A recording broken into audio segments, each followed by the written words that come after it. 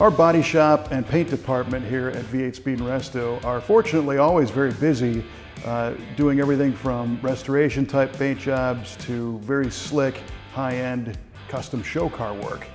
But there are times when a full repaint is either maybe not in the budget, or it might not be the best option for a particular car, maybe if it's all original. So today we're going to look at a couple of different cars and a couple of different steps that you can take to preserve the paint that's already on the car without doing a full repaint.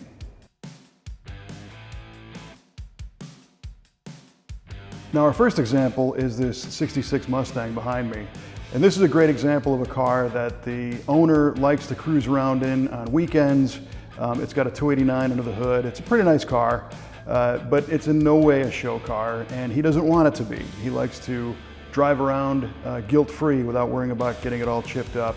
Obviously he takes care of it, but it's not a high-dollar show car. So he came to us with this thing looking very flat. It had been repainted once before, and today it's got a few flaws in it, and he said, is there anything you can do to make this look nicer without the expense of stripping the whole car and starting over? So in this case, we were able to do some polish work to bring back the dead paint. Now sometimes that process involves what we call a cut and buff. Cutting means sanding, buffing means polishing.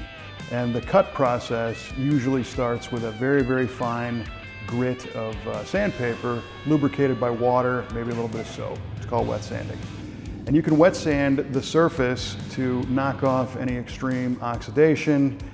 It also takes out particles of dust and gets down to fresh paint if it's clear coat or a single stage like this car.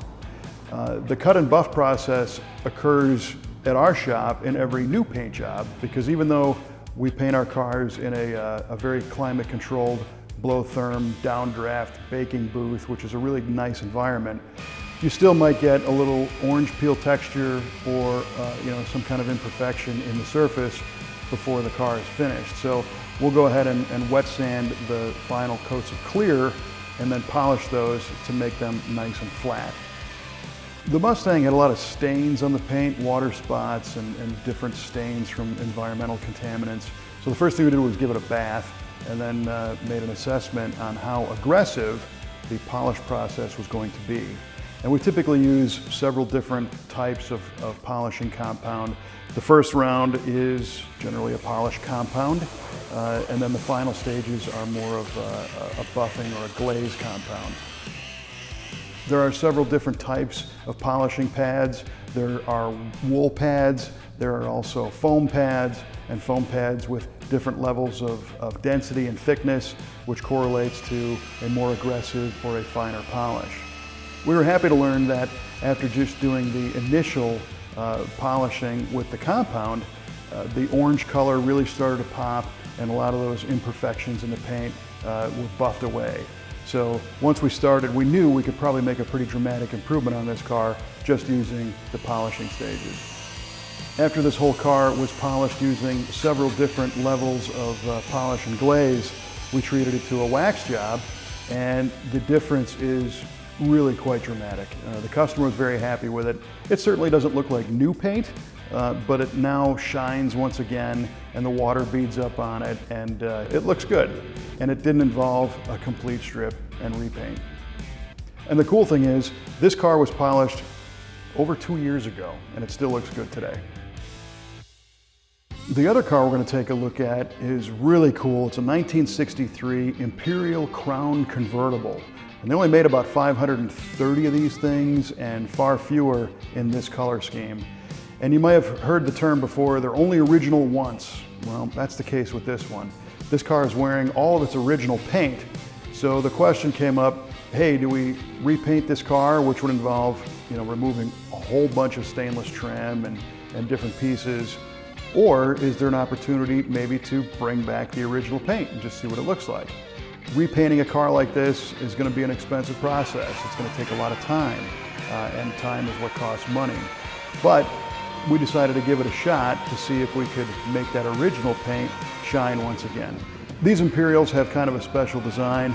They were penned by Elwood Engel, who actually designed the Lincoln Continental of the early 60s before leaving Ford and going over to Chrysler Corporation. So they have a slab-sided style that looks kind of familiar like the Lincoln, but they still have a lot of the bold accents that carried over from the Virgil Exner days at Chrysler, with the headlight pods and the taillights at the top of the tail fins. Even though the fins were kind of going away by '63, there's still some evidence of them. And the unique squarish steering wheel in these cars. And that was done for comfort. You know, a lot of people had big legs and thighs, and tilt wheels weren't available quite yet, so they shrank the bottom of the steering wheel so it was easier to get in and out of the car. Now this one, again, was dragged not really out of a barn, but out of long-term storage. It was very dusty and dirty.